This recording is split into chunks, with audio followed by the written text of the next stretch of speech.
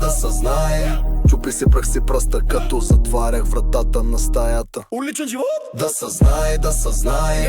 Казах на мама да не влиза, тука е моята територия. Дива!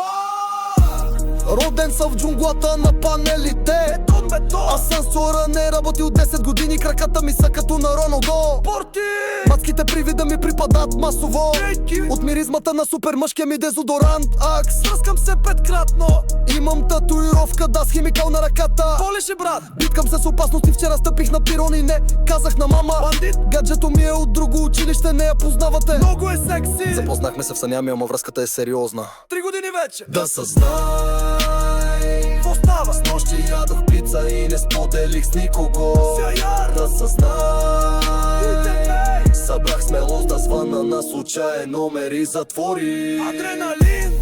Отворих си профил в сайт за запознанства. Хищник съм. С чужда снимка, че моята плаши жените с красота. Калено як съм. С нощи кръстосвах района на скутери, братле. На батерии. Дигнах 15 км в час, почти ме спряхте. За превишена скорост. Имам колекция от кутийки, енергийни напитки. 27 на брой. Подредени са в пирамида над леглото ми, архитектурно чудо. Инженер съм. Тежките упражнения вдигам 3 кила гирички. Манен съм.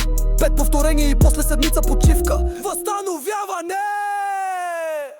Хакнах профила на класната, нямам неконтролно. Всъщност познах паролата и мазно котенце. Банда от квартала ме търси да се бия. Крия се в мазето. Имам тайна банкова сметка с 7 на 10 лева. Милионер скоро. Сувам под душа, щото мама не чува. Бунта.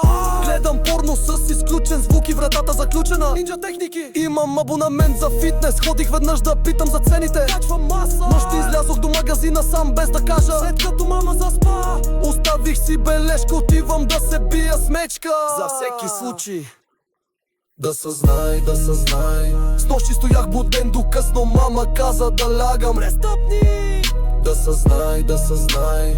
Копнах си снимка в колата на Чичо, ми казвам, че съм я купил. Парк. Да съзнай.